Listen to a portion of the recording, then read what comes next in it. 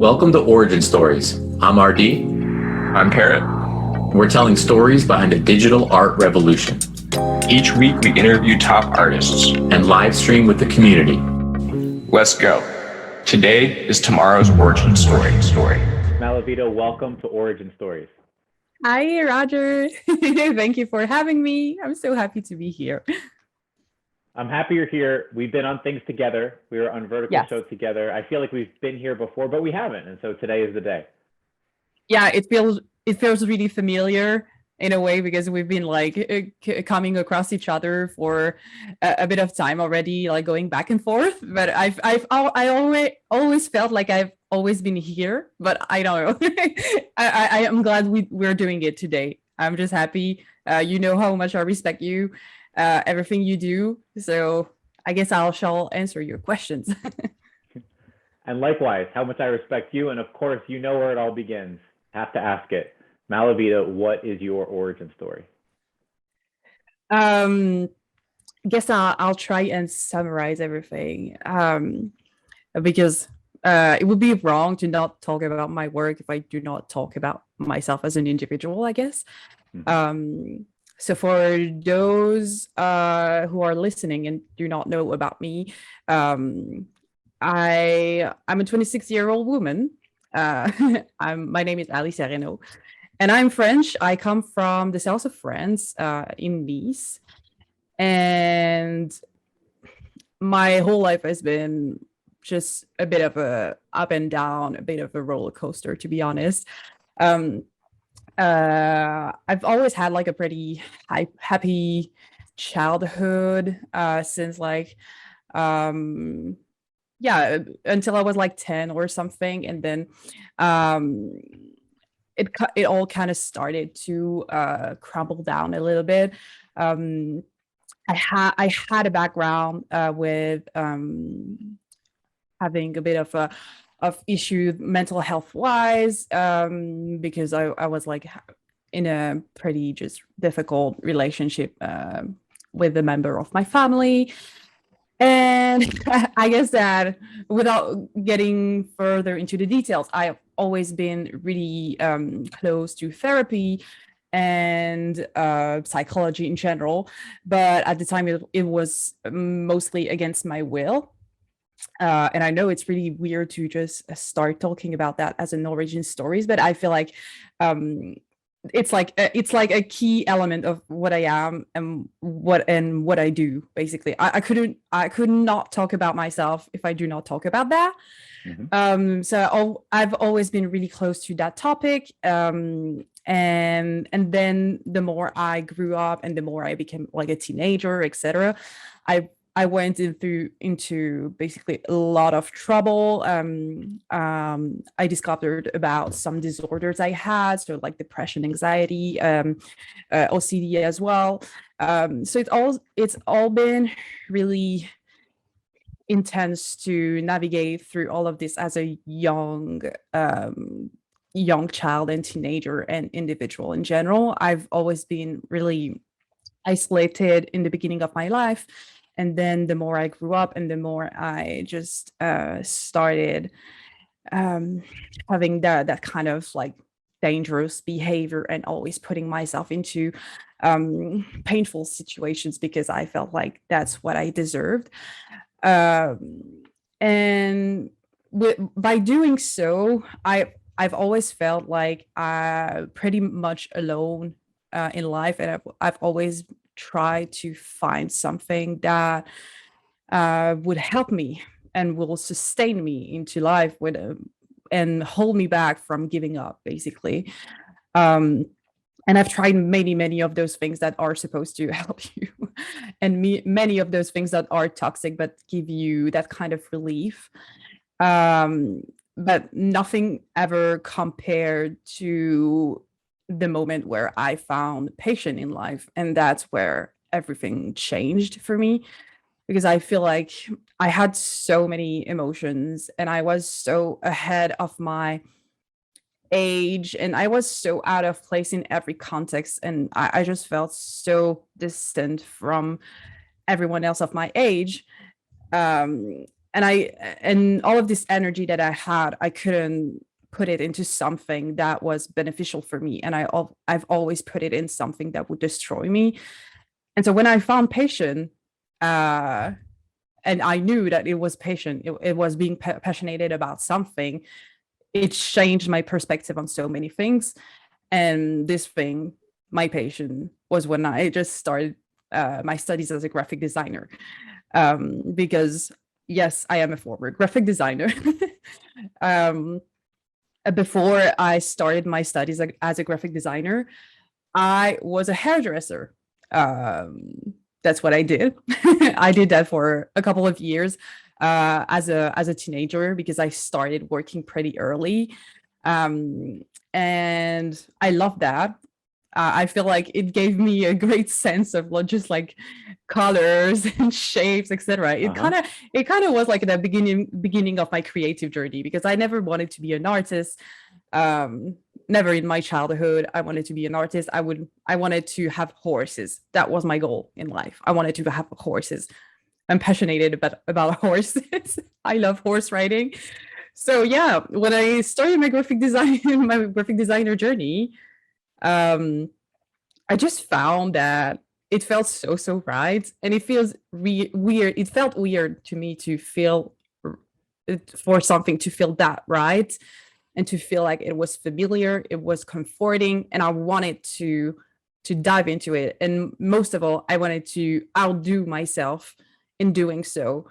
And so my behavior completely changed. I went from a kind of chaotic scholarship behavior to like first of the class for like 8 years straight, and it was like really weird. My parents were like kind of weirded out at first, and then it became like the norm for them to just see me just always outdo myself and doing better every single year.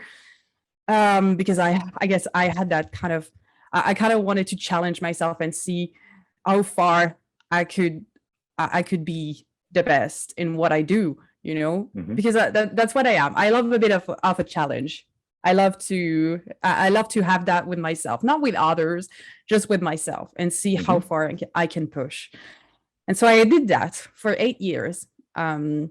I went for 3 years into a first degree, and then 2 years in another degree, and finished with like 2 years with a last master degree, where I worked on a thesis. I wrote a thesis. I graduated with honors from my graphic design studies, which was like everything to me. Like I was blown away to see that this was my life, and that I have been able to achieve that. And so sorry. I have so many questions. Can I stop you there and go back? Okay. Right. I have three main questions. Just to go. I just don't want to lose the thread for too long for the first question, which is there's just so many things to say, and it's great. It's wonderful. I love it. And let me just go back and ask this. So you mentioned that you had tried a lot of things that were supposed to help you, and you mentioned therapy as being one of those things, maybe multiple kinds of therapy. Can you give an example of what one of those things was that was supposed to help you, and why it didn't click with you in retrospect? Well, therapy has been one of those things, and as I was mentioning at the beginning, and since I was like 2 to when I was maybe 16, I tried a lot of different therapists, but I was going against my will, basically. Because yes, I had anxiety, but all of this behavior was like induced by someone else. And it was like a kind of a complicated thing to understand for them, because actually I wasn't the one having a problem. This person had a problem, but was projecting it on me.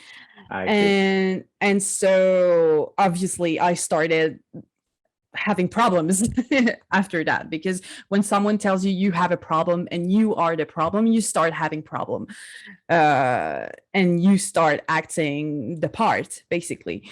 So going to therapy against my will, and as a really young child, basically, was really difficult for me because I was supposed to help myself, but I didn't know for what or for who and what I was supposed to get from that, because I felt like I was fine, I guess. Um, and this is something I understood way many years after, is that when you go to therapy, you have to trust the process. You have to be there by your own will, and it has to be kind of your intention and your decision to do that work with yourself. And when things are pushed on you, you always kind of just debate and just like fight against that, because that's human nature to do so, like when you're forced to do something. So I went to therapy, and I noticed that actually a lot of kinds of therapy didn't work on me, because that wasn't the approach that I needed for myself. Like, if you're familiar with therapy and psychology in general, there's different kinds of therapy and doctors that uses different methods. So you have the psychanalyst who uses really Freudian methods. So it's like more of an analysis, and you are the patient, and you are supposed to tell everything by yourself, and it's not like an exchange between you and the person. It's not like proactive communication between the two of you. So this was like really triggering for me, because that was like pointless for me, because I love to connect with people, and if I go to connect with someone to discuss things about myself, I needed to connect with that person and actually talk to them, So this is where I learned about all of the approaches and methods of therapy that were different from every single one. And I tried a lot of them. So I had like the psychoanalysis, then I had like sophrology as well, which is a bit more, body mind related. Then I did a lot of meditation. That wasn't working at the time, because meditation is really difficult to achieve if you're not in a great mindset, etc. So all of this together was really not working. So I tried to self-medicate myself, basically, because I was like, if those people aren't helping myself, I might be the one who knows how to help myself. That's where I did. I was going to say, following that thread, then helping yourself and your will and your intention playing itself out into graphic design. I was dying to know how you found it in the first place, because it sounded like something that you didn't necessarily know would become your passion, but then very much ended up being that. So what happened is that I finished a part of my hairdresser journey, and I was like kind of not into the mood anymore, because that wasn't the people for me, like hairdressers, salons, etc. I love working, to be honest. I love like coloring people's hair and doing that. It felt really relaxing, but at the same time, I really didn't vibe with the mentality of people in that kind of field. Not to be I'm not trying to generalize people in the hairdressing realm, of course, but the salons where I was working, that was like, so people felt so superficial for me, and I felt like I was just not, it was not where I was meant to belong, I guess. And I kind of dropped. I was like, I don't want to do that anymore, because those people are so shady, and I don't feel like that. I want real connections. I want to be able to talk about something else than just like pop stars. And I don't know. I wanted to feel something. I wanted to feel a connection. I wanted to see if I could do something else of my life, I guess. And I was 16 at the time. So this is where, so I didn't have the diploma we call baccalaureate in France, which is like a bachelor. but it's like the main diploma for everyone. It's like a really basic diploma if you want to have like a main job or just like a basic job. Most people just ask for this diploma. And I didn't have that. So I was like, hey, maybe I should just go and do 3 years of studies and get that diploma, and then go do something else, I guess, or travel or anything. And it happened that I was doing some researches of what kind of schools were offering what kinds of courses for this diploma, because you have more literature oriented courses, you have more mathematics oriented courses, and then you have what we call professional courses. So it's like a professional bachelor, and this is a kind of diploma where you are at school, but you are also learning a job, basically. So it could be like woodworking, graphic design, iron working, or all of those things that are really practical, I guess. And I went to that school. Like, I started applying to that school that offered graphic design courses, because I used to do like photo montages, and I used to do like a lot of photography by the time when I was younger. And I loved being on computers and all of that. I was using photo filter, which was the cheapest and most free alternative of like Photoshop at the time. So I was like doing collages and all of that jazz. And my parents were like, oh, maybe that should be something for you, like maybe you love like doing computers, and it seems like it could be something creative. Maybe you could try that. And honestly, I'm kind of glad that they pushed me to do so, because otherwise I wouldn't have done that, I guess. So it was kind of a consensus of all of us saying like, okay, let's try that. It was kind of like not the last chance for me, but like kind of a last chance to have a real diploma. So I did that. Mm-hmm. And then fast forward again to your thesis. And that brings me to my third of 3 questions, which was, what was your thesis? What was it based on? I love working on my thesis.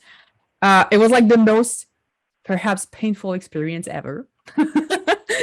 Because theses usually are.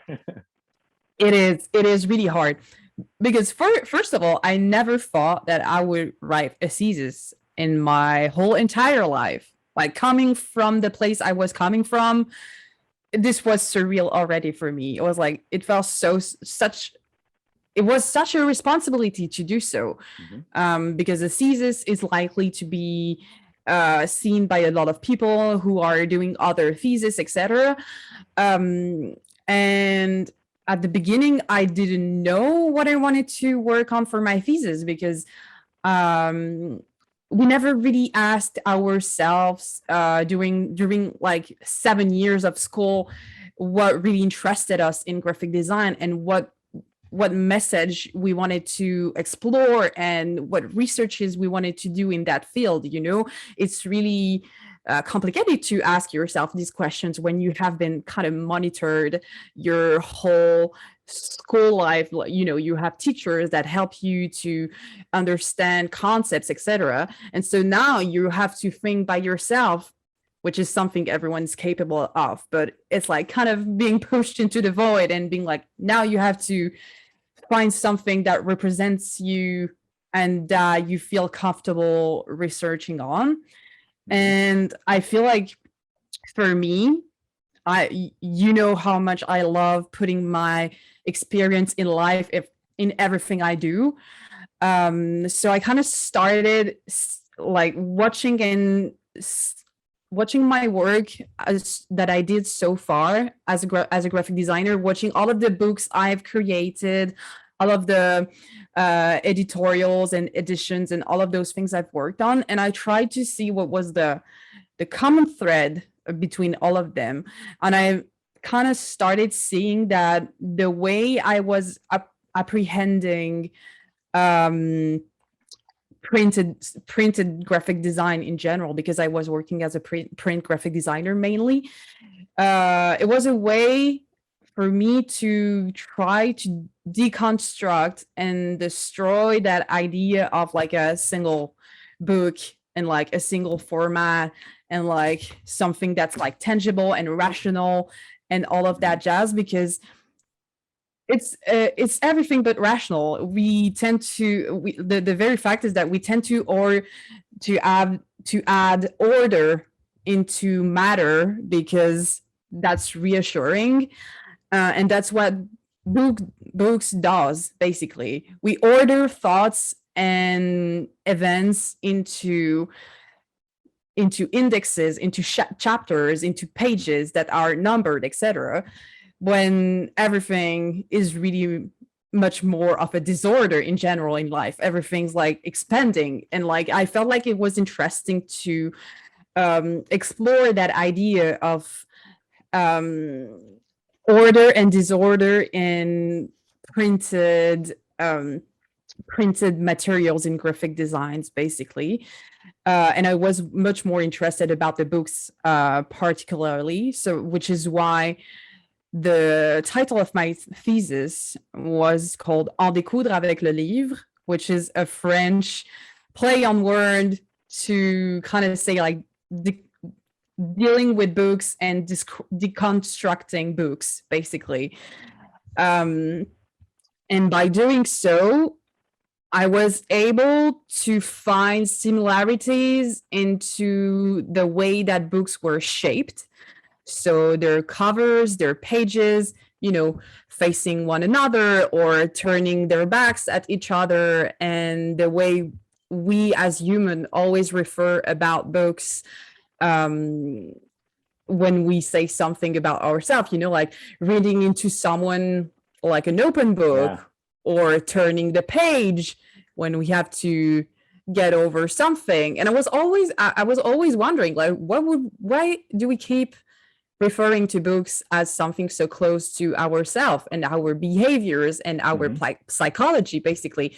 So this is why I tried to do that and link that analogy between books and human psyche, basically. And this, I guess, was what my thesis was about. And it's really difficult to explain in just a single phrase. And I'm really sorry, because it's been a couple of years already since I explained all about that.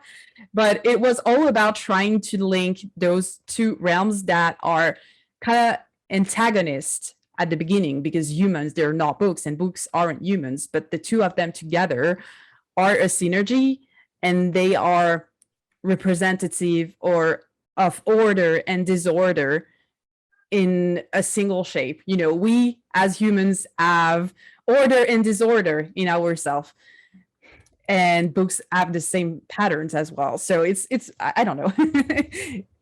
I love this concept, though. I think it's a brilliant concept. It's what is the raw material behind a book? Like, obviously books are human creation, like you said, and the raw material behind them is something far less organized than what comes out on the other side of the printing press, of the mass production. So it's really, really interesting. So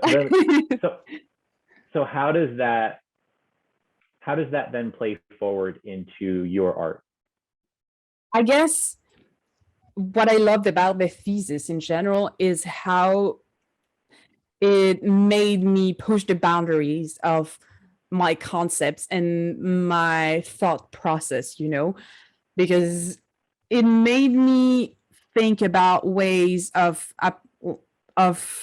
perceiving creation in different ways, and thinking about basically a design that wasn't just here for the sole purpose of function, but for the purpose of the soul, and it all kind of tied up to what I was trying to do at the meantime while I was doing my thesis, when I was doing artworks for Maalavidaa, and when I was starting to create Maalavidaa, basically.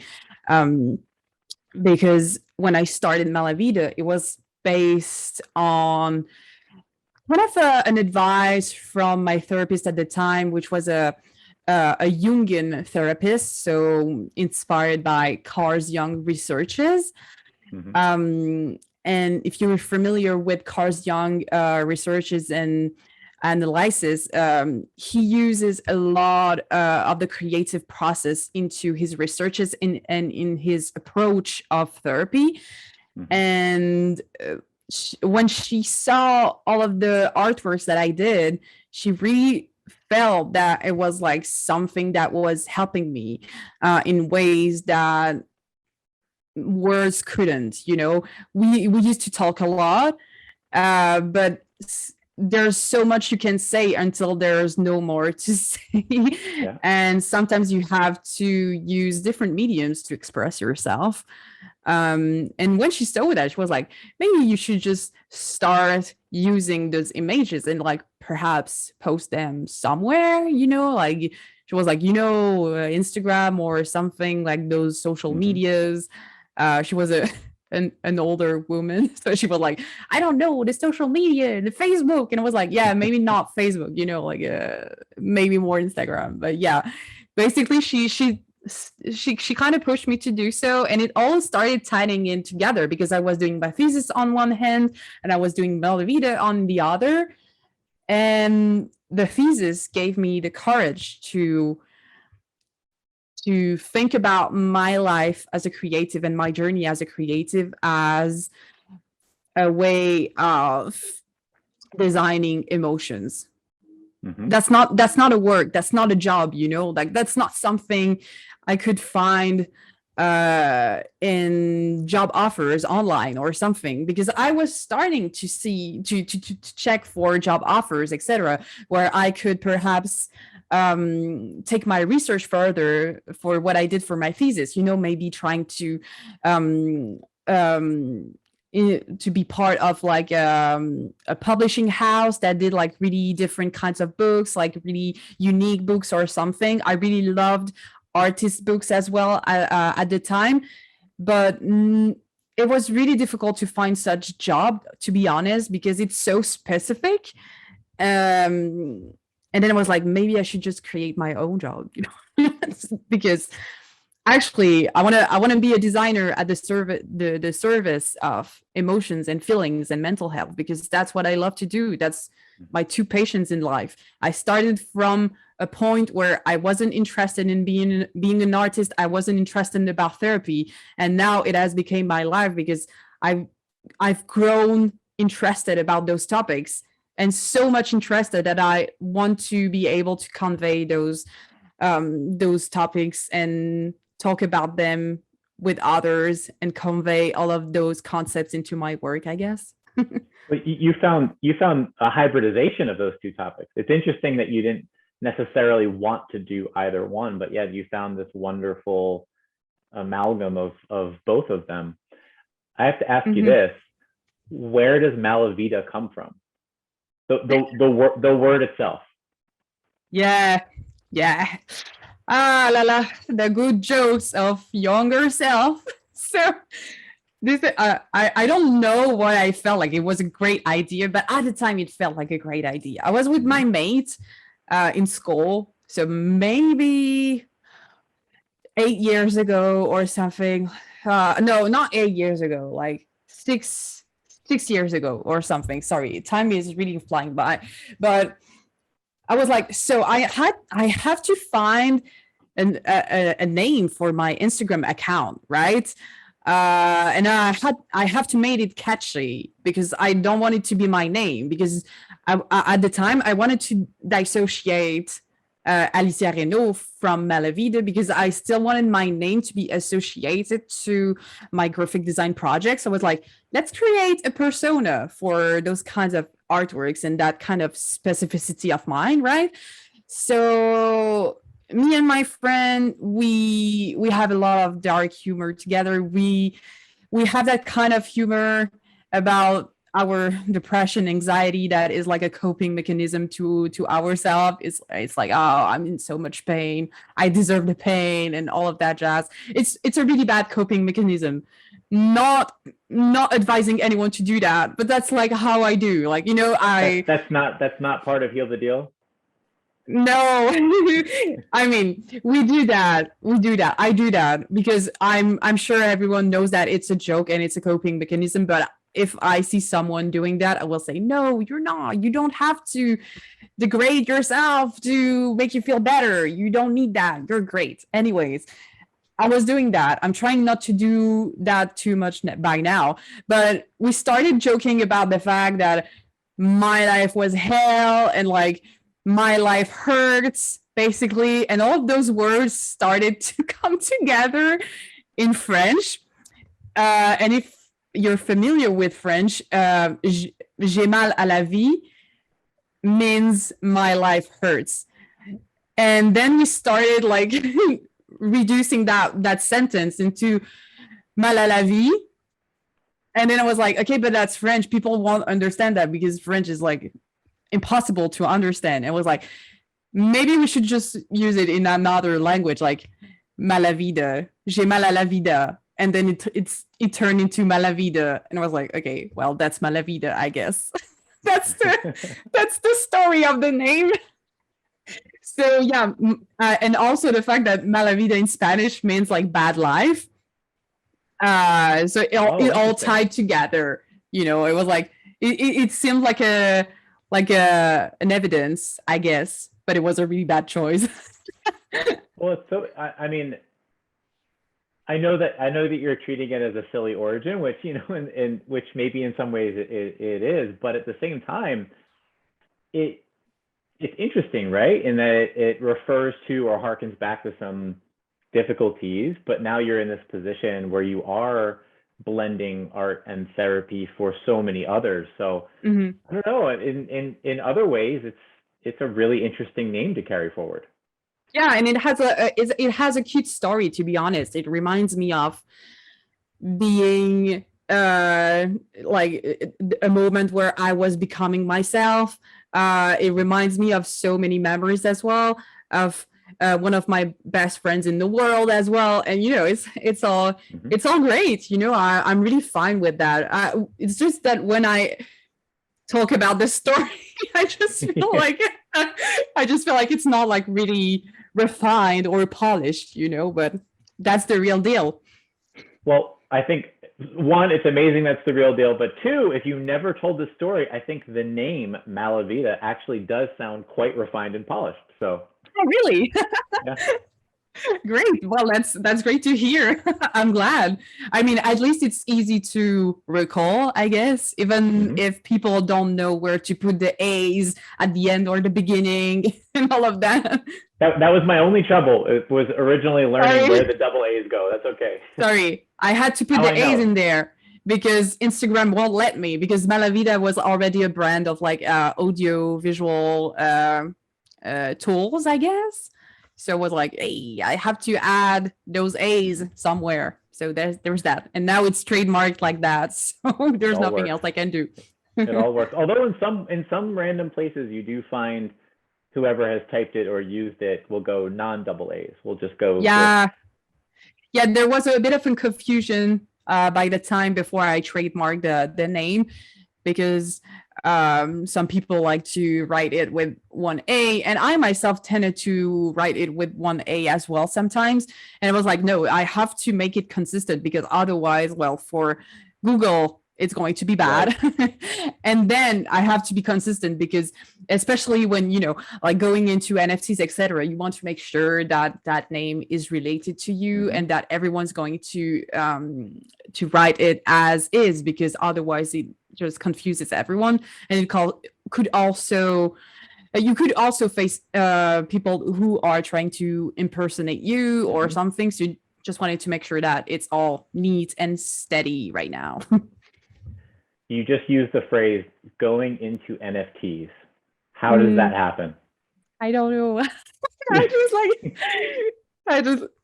First of all, it felt like yesterday, because I mean, it kind of felt like yesterday because it was yesterday, it hasn't been that much time. It was yesterday, yeah. Like, it's been weird introduction to NFTs.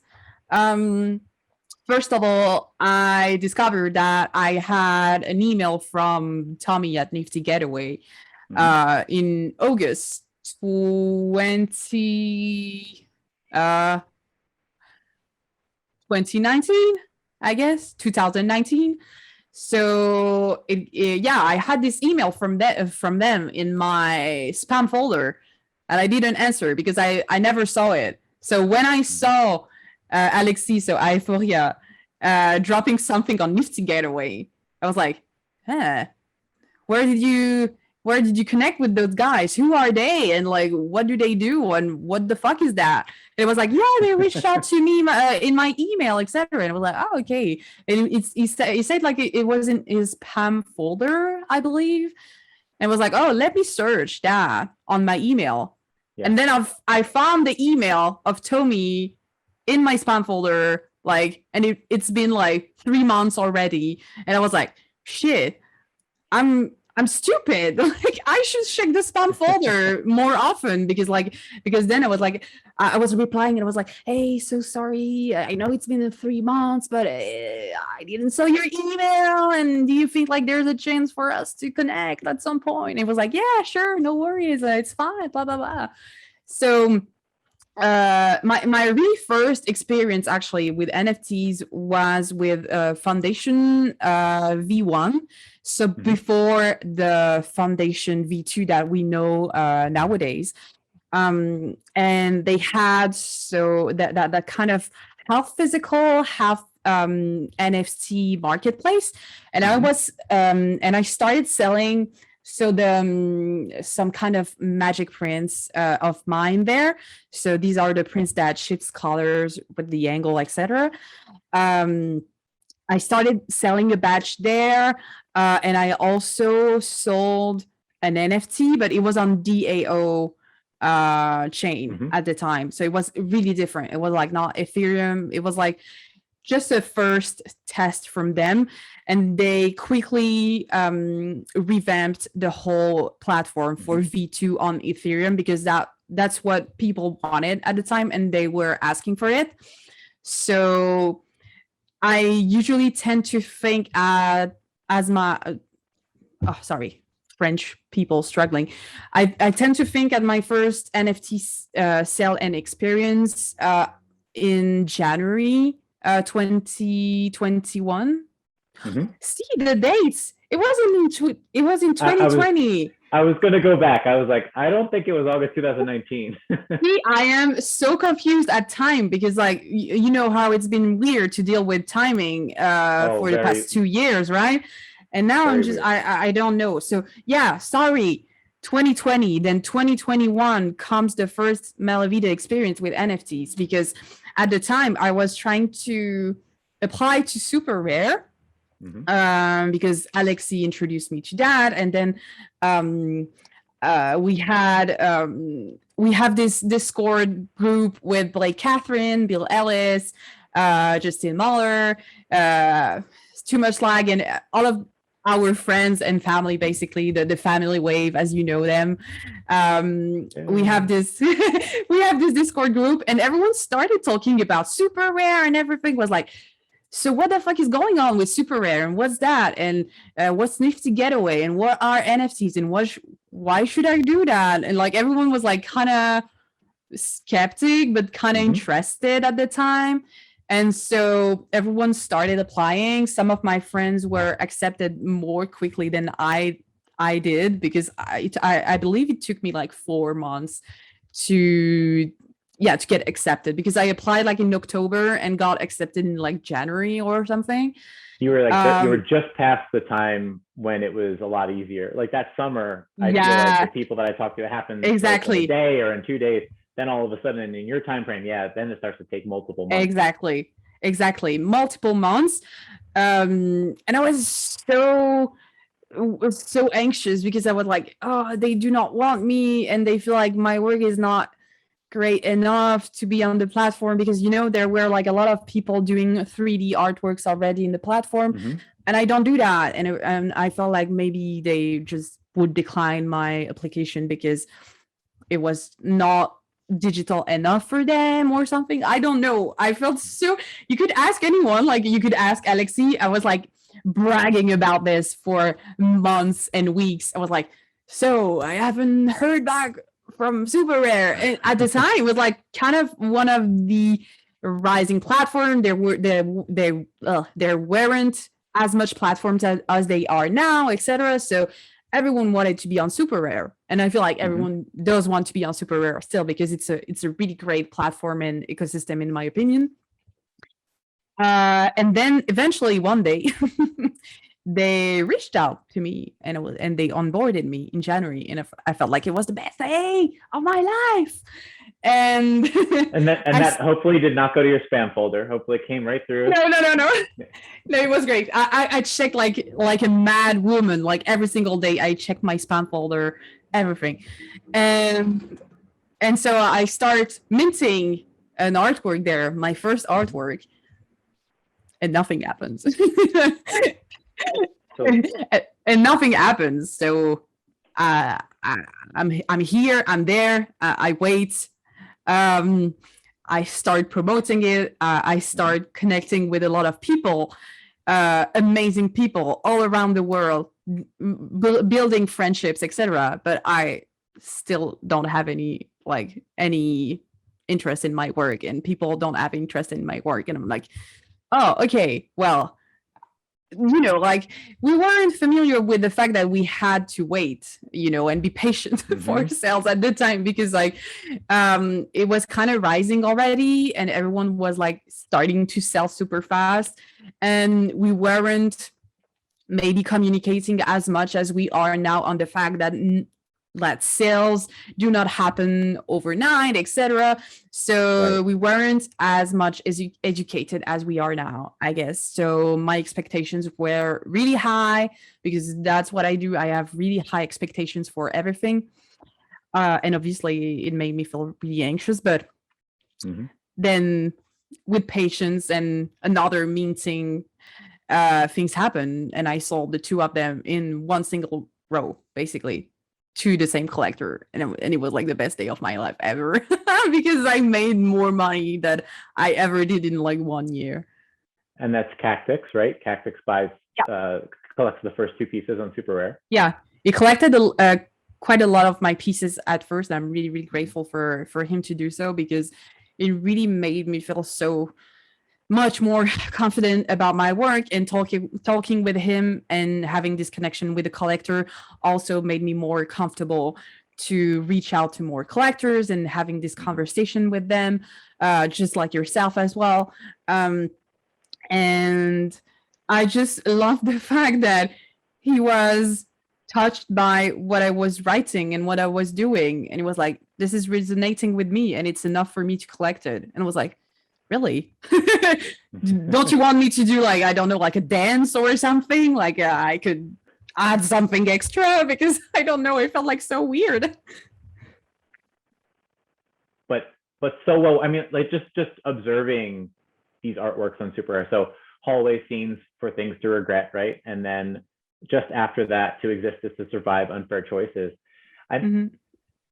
I personally gravitate to those, and in some cases someone has several, but I gravitate to those who, when I look at something, it's a Maalavidaa. And that's part of, to go back to your thesis, that's part of a desire for order in chaos. And I understand that, but I can't get past it. It's just when I look at these, it's so overwhelmingly Maalavidaa. I think you've carved out such a wonderful niche that, and we're going to get into Heal the Deal and everything that you've done, right? But anyway, I just want to say that looking at it now, hindsight being 2020, it seems obvious to me that this would sell right away, even though it did take a little bit. But yes, the Super Rare portfolio, I recommend anyone who's not familiar, which I don't know how many of those folks there will be, but if you're not familiar, definitely check out.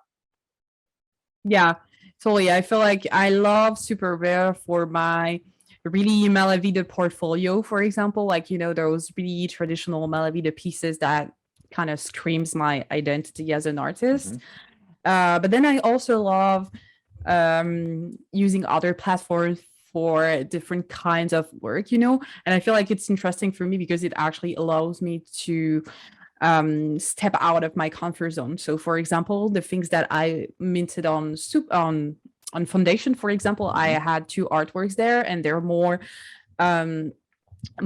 figurative in a way. They're animated, and there's like a sword, and there's like a moon, and all of that jazz, those aesthetics that are really deeply implemented in my heart and in my process as well, but that I often feel like people wouldn't like as much as my traditional pieces, I guess. I always feel like if I do something else, people will feel like it's weird and like not as interesting. But I'll keep trying anyways because I don't want to limit myself to something, and I want to, and I'm not like I'm not a fixed individual in a way. Like I have so many layers to my identity and to my creative process, and I know so many things, like why would I do the same thing over and over again? I don't know. Even if it feels like I'm doing the same thing over and over again, when you look at my Instagram feed or something, I swear that for me it's not the same thing, because if you scroll all the way down, it's not the same. And I believe that. And I will say this, is that even as you're exploring other things, you manage to retain a thread of yourself in a good way. Like you're branching out, you're clearly doing different things, but at the end of the day, you retain the essence of Maalavidaa, for lack of a better terminology. And I think that that's an amazing thing. Even as you are exploring on Foundation what you're exploring, carrying over to NFT Gateway and blossoming out with Heal the Deal, I still feel like that thread is retained. That's really interesting to me, especially when someone does go and explore other realms. Totally. I feel like most of my life, when I was growing as a graphic design student, I really, really wanted to have my signature aesthetic. That was like my goal. All of the references and inspiration I had for my projects were people who had really identifiable aesthetics and vibe, and I was like in awe of just like how able they were to just project themselves into something, into a creation. And I was like, yes, that's them, and I want people to do the same with me. I want them. I guess I've always wanted to be special. That's like my goal in life, was always to be special, because I felt like so many times in my life where I was nothing at all, and all I wanted was to be someone special, I guess, or special to someone, which is a really weird thing to say and sad when I think about it. But I guess that thinking this way led me to carve that space for myself in a way. And now I'm able to just be myself, I guess, through all of that. But I don't want to be, I don't want to be fixed. I don't want to be into the extreme where I'm not able to move from that, and where a place where I'm not able to question myself. That's not me. Like I always question myself in everything I say, everything I do, and I will always do so, because life would be boring if you do not question yourself. Like, what do you do? How do you grow up? How do you evolve? That's not possible. And I know it's hard for a lot of people to do so, because a lot of people don't have this ability. I know a lot of people who are close to me that aren't able to question themselves in order to grow. And that's painful for me to see them that way, because I know that I can't help them. And it's essential, in my opinion. And I know a lot of artists are able to do so, and I'm really grateful for that, because by doing so, they are able to educate others and make them more sensitive to their inner selves as well. Does that make any sense? I don't know. It does. It makes a lot of sense. And really, to go back to your origin story, I mean, you were recognizing that, like you had said, you would use the phrase ahead of your years, right? Like ahead of your years, you were recognizing things ahead of your years. And even when you were 16 and you were enjoying aspects of what you were doing, but decided that the crowd wasn't necessarily what you wanted to be a part of, and you pushed yourself past it and kept exploring other things. So yeah, I think it is a unique quality. And like you said, not everyone wants to do so or is capable of doing so, but I think it's amazing that you did. Yeah, it's really weird because I've been diagnosed as I don't know how do you say it in English, but like precarious child, I guess. Like when you're too early into everything you do, like I was too early into teenagehood because like I basically started like smoking at 10 and like doing a lot of bad stuff when I was like 11, 12, all of that jazz. I was doing everything too early because I felt like I was always in a rush to leave before it ended, so I was always trying to make the most out of it, and because I felt like I didn't belong in the body and age that I was in because my mind was ahead of me. Mm-hmm. And I feel like it was really bad at first because it led me to do a lot of bad things for myself, of course. But also it helped me so much. It was like a blessing and a curse, just like anxiety and depression, all of that jazz. Everything has a good side and a bad side. It's not black and white. Black and white thinking is really not my type of thinking at all. And I love seeing the goods and the bads in everything that I do or did or happened. And I'm really grateful that I've been able to turn that aspect of my life into a drive, I guess, and a courage. It's really weird for me to say those things because I I never really took the time before, maybe 2 or 3 years ago, to just start saying positive things about myself out loud in front of people. But now I'm trying so because I want to attract positivity in my life, I guess. Well, you're doing that. I like to say something, the magic is in the gray area.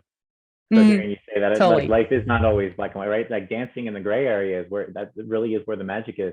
And hearing you recount your life experience, just your mind being ahead of everything, right? And ahead of everything. And the fact that you like you said, you did some bad stuff for yourself, but it also gave you this wisdom, and you've carried that wisdom forward now, and you're inspiring others. So can you talk about Heal the Deal and all of your efforts there? Yay, my baby. I love Heal the Deal. Heal the Deal is typically something I would have loved to experience and create when I was doing my thesis, for example, because it would have been so well related to what I was trying to explain at the time. And I feel like it's when I first started creating Heal the Deal, it felt like the accomplishment of what I've tried to explain in a 60-page thesis into words, and it materialized into an experience. And I was so grateful, and I am still so grateful every single day, because it's an amazing experience. It's amazing in a way that it carves out a path for me and for my, I guess, for my status as an artist and a designer as well, because I still consider myself a designer. And it really goes into that aim and goal of being a designer of emotions. And how do you do that? Well, you can do that by also helping others. And that's blowing my mind every single day because I felt so alone for the past few years as a creative on Instagram, without the NFT community, was just trying to sell myself for client work, promote myself. It felt so lonely. I was working so much and I wasn't connecting as much as before. Like for years, like the only persons I was talking to in the creative field was perhaps Alexi, Euphoria, and a few other people on Instagram, but it wasn't like as often as now. And by doing so, I just felt like I was so closed on myself. Like I was just keeping everything inside. And it felt normal for me. It felt normal to cry in front of my computer while trying to rush that deadline for a client. It felt normal for me to not sleep and cry and have anxiety, panic attacks and all of that jazz without just having someone to talk to about, or people that weren't in that realm, you know, people that were exterior to graphic design and art and etc. So you can talk to these people, but they will never really understand what it is to be a creative, what it is to be to basically have your work directly related to your identity and your soul. When you fail, you are failing as an individual. You know, everything's connected, and it's painful as hell. It's horrible to feel that way, and it's normal for people who are not familiar with that to not understand that feeling. And when I saw the NFT community and how people were keen to talk with each other and started to, you know, be more open on Twitter about what they were facing or what they were anxious about or the questions they had, etc. And when I started chatting in DMs with so many people and talking about how stressed we were about all of this that was new, and how it was affecting us, and how we weren't sleeping anymore, and how we were like always on the hunt for something else and for everything that was coming, etc. It felt like a rush, and it felt like I wanted to fill this gap that was missing, for people to have a safe space to recollect and vent it all out, because that's what I was missing as well. Especially because right before I entered NFTs in January, I wrote a diary entry on my website where I was stating that, like, the last year was like I've been really horrible for me, and that I was going to change things this year, and I was going to be more open, because at the time I was trying to help people with my work by the simple fact of like posting visuals, etc., and always spreading positivity, when really I wasn't even sharing about all of the things that I was going through. No one would know that there were days and days where I couldn't work or go on the computer because I was like on the floor crying, panting, and like everything was like so bad. And I thought that I can't help people feel better if I'm not honest with them, if I do not share all the bads and goods, because you cannot heal if you do not accept the goods and the bads at the same time. So I was like, I'm going to share more. I'm going to do that effort and share more about what I go through, and I'm going to create a space for that. And I didn't know that at first, because it happened for my first Nifty Getaway drop, right? So end of January 2021.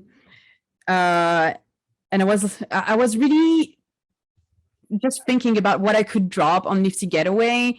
I started coming with a few different ideas, but they felt all like really dull and tarnished, and not in tune with the potential that I have in myself to do something that is really outstanding and useful for people. And so I re-questioned myself, and I was like, well, I need that space, and people need it as well. I know that we all need that. So how do we make this happen? We make a journey towards healing that is on one side a community journey, and on one side a visual journey. And that's how it happened. The visual journey is the NFT part. The community journey is our healthedeal.club, the Discord, the lives, the chats, the conversation, and everything comes together. And it feels just so right. Like, it feels amazing. We've been able to help so many people ever since January. We've been chatting and discussing about so many topics, about anxiety, depression, self-hurt, everything. and it flows so naturally. And I am blown away because I never feel alone anymore. Never. And you created that space. You pushed for it, you pushed into it, and now you've created your very own thing, your very own niche, which, and again, to that point, I've interacted with so many people who speak so highly of Heal the Deal and what it represents for them, and of course, by extension, what you represent to them. That's honestly, I feel like sometimes I feel like I didn't even do that myself. I feel like it's someone else because I feel like I don't want to take the credit for to do that because it's a community thing, and at the end of the day, I'm not building this on my own. I'm building this with so many people and members every single day. That's crazy. Like, one of the people that helped me the most is Fesk, for example. Love that. Fesk is an amazing person. It has been with me since the beginning, basically. we met on Clubhouse, and and yeah, now he's my co-host on all of the live streams and chats. And I couldn't do that without him. And we have beautiful, amazing people, healers in the Discord who are there to support people in the support channels when they need it. It's like, I don't do that myself. And sometimes I feel like I'm a bit selfish because it actually helps me the most. Sometimes I feel like I'm the one taking advantage of the situation because it helps me so much. And sometimes I feel like, oh shit, I need to give back to people because now people gave too much to me. Well, it's such a necessary symbiosis, right? I mean, it's when something becomes truly bigger than yourself. That concept was birthed by you, that design and that structure and what you wanted to give to it. And now you see a lot of people naturally want to support that, be a part of that. Sounds like Fesk from the very beginning and many other since. But then it truly does take on a life of its own, which again, it's incredible that the seed for it all started with you. Yeah, I'm astonished by the fact that at the beginning I was really anxious about having to carry a community, because I never did such things before, of like dealing with people I don't know on the internet and like interacting with them on a daily basis, etc. I was really just anxious. I was thinking about all of the scenarios where this could go wrong, and like, what if people start being toxic in the community, in the Discord or something, or start judging people, etc. But the very fact is that this won't happen, because if you are a positive person and you are not toxic, you will attract people that are similar to you, because your energy resonates within the people who are meant to connect with you. And I feel like that's what we have in the Discord and at Heal the Deal, all just really genuine and caring people who are always here to just give back and take when it's needed. It's all like, it's such a well-balanced relationships we have as a community. And I'm really, really proud of all of the people we have on board, because everyone is so keen to be vulnerable, and it's so hard to be vulnerable and to open up. And I'm so proud. Every time someone shares a cry for help on the support channel or DMs me or something, I'm just like, I feel so proud of them, because I know how much strength it takes to do that, because I myself don't do that as much as I would like to. But sometimes I would like to reach to perhaps, my friend Alexi, for example, and tell him like, hey, I feel bad. And most of the time he has to, take the words out of my mouth, because he's like, I know you don't feel great. You don't sound great right now. He says like, I can see it when you write, when you're in a good mood or in a bad mood. And I'm like, yeah, you're right. I'm sorry. I should have told you. But yeah. Anyways, so it's a difficult thing to do. I'm really proud of everyone. And I'm also super grateful for everyone who has been supporting the Heal the Deal NFT journey as well, because that's a big part of the project. And possibly, I'm afraid to say that, and I'm a bit ashamed as well, but it's possibly one of my best work to date, to be honest. Amazing. Well, amazing. Okay. Well, I'm going to ask you what's next last. So save that. But first, before we get to that question, yeah, the lightning round. You ready to play? Yeah. I'm going to throw a bunch of words at you and or phrases, and the idea is just snap reaction. Don't think too much into it. Whatever comes to mind first. Can be super simple, could be one word, can be a phrase. And if you get really passionate about something and you want to hit timeout, feel free to do that, and then you can go on a complete tangent. Okay, I'm gonna try. I'm French. It's difficult for me to think fast in English. Okay. All right, lightning round. Topic number 1, NFTs. Blessing. Ethereum. I don't understand shit.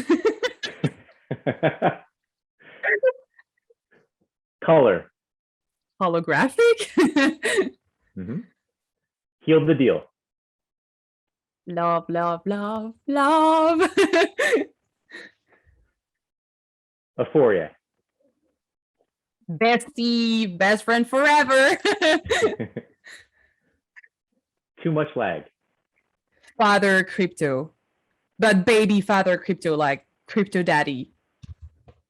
Not bacon daddy though, right? No. Reserved for Bill? Yeah, bacon daddy is Bill. Okay, fair. Super rare. The beginning. The one that we haven't gotten to, which is Maker's Place, which is also the Maalavidaa that I was able to collect, which I'm so proud to have in the collection. Well, you know the word. I'm gonna say Roger, because that's what I think about when I think about Maker's Place and how you blessed us with like your interest on this collab with Alexi. I feel like this collab was like so special for us, like this diptych as a collab. It's still our favorite collab ever, and I feel like I will cherish those pieces for the rest of my life, because it's like the epitome of our friendship with Alexi, I guess. And I'm so glad that it's you who have them. I was so happy, and it's one of the true there are certain collaborations where it feels like the two or more sometimes the people involved, the artists involved, came together and just brought best self. You can see each individual so clearly in those artworks. So from the first moment that I saw them, I always had it bookmarked in my mind, and then of course the time and the place lined up, and we were able to do it all. So yeah, just okay. Exceptional collaboration. Okay, now I'm going off on a tangent. All right, let me pull it all the way back here, and let's move on to the next, which is Nifty Gateway. Yeah. Boom. Like, what the fuck? The last NFT related artwork chronologically, so just could be this morning, yesterday, the day before, the last NFT artwork that made your jaw drop. The project from Daniel Taylor that is coming soon. He has Omnimorphs collectibles coming, and it is a mind-blowing, because, well, of course, Daniel is one of my bestest friends in this community, but his work is outstanding, and this is like the possibly the most refined collectibles project I've seen like since the beginning, in terms of details and aesthetic and concepts and etc. I love that. You have to check that out. It's going to be amazing. So blown away. Do you know when? Has it been announced when? It's not announced yet, but there's going to be a pre-sale. There's a lot of pre-sale pass giveaways in the Omnimorphs Discord lately. So I don't know where this is going to come out, but it's going to come out soon. So keep your eyes peeled. Okay, you heard it here. You heard it here from Maalavidaa. Yeah. Okay, same question with a little bit of a different twist. The last NFT artwork or artist chronologically that you looked at and said, why don't more people know about this? Their name is Wu Yi Wei. So WUYEWEI.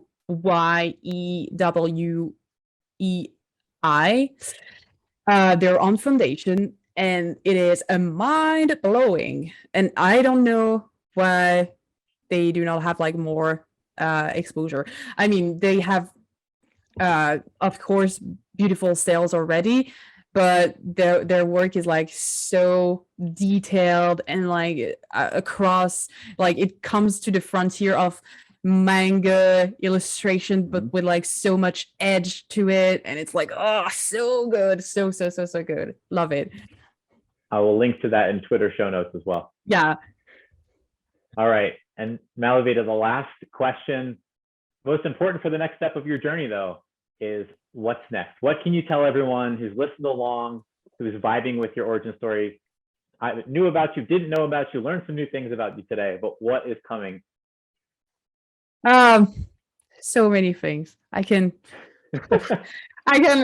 start to explain how much things I have planned for the future, but it's a lot of different things, because first of all, I don't know if you have seen that floating around, but I am part of 888 The New World.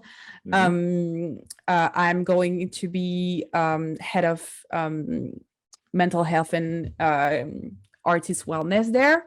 So I'm going to run a lot of action there, and on that side of the story for 888 The New World, going to try and support as much artists as we can, going to find beautiful collaborations for this section of 888 The New World with brands, etc. I really want to make the difference there, and for people to feel safe and heard and comfortable into this new platform that is going to drop anytime soon. So there's that. I have like a part-time position there, so this is going to take me a lot of time, but of course we have so many Heal the Deal stages planned for the future. This is a really long journey, a lot of drops in the NFT side of the project that is going to happen. I'm still working on stage 3 at the moment. It took way more time than I thought it would. Way more, because life happened. And this is going to be really next level in terms of details into the artwork, and it's really time consuming, but I've shared some sneak peeks on the Discord, and it's really, really good. I'm so proud because I'm working with my friend Victor Scorano on this project, and I love working with him. He's like the best human being ever. So this is amazing. I already have a stage 4 planned already that is going to happen next. We have a lot of things coming for Xerox Society as well, which is the first crypto art center in Canada, which I'm part of with Alexi as a creative advisor there. I work a lot on the branding and on the events and all of that jazz. I have an exhibition coming with them this week, actually, on Wednesday. Amazing. So yeah, it's an all Canadian exhibition. So we have a lot of amazing Canadian artists. We have the grant as well that is going to happen soon. So we are going to mentor new artists with a grant for Xerox Society. So many things, so many collabs as well. Collabs with a lot of artists, and NFT NYC as well. Catch me at NFT NYC. Yeah, November. All of that until December. All of that. So many things. That is amazing. That is a lot of things. But like you said, it's very diverse. It's all over the place. It's efforts here, efforts there. I love that. Yeah. I love that. I love that kind of life where I'm able to just do so many things that are diverse and like be there and work on something else. And I just love being everywhere and doing everything, I guess. Well, I am so happy that I caught you prior to this upcoming stretch, which seems like it's going to be very positive, but also very effortful in a good way.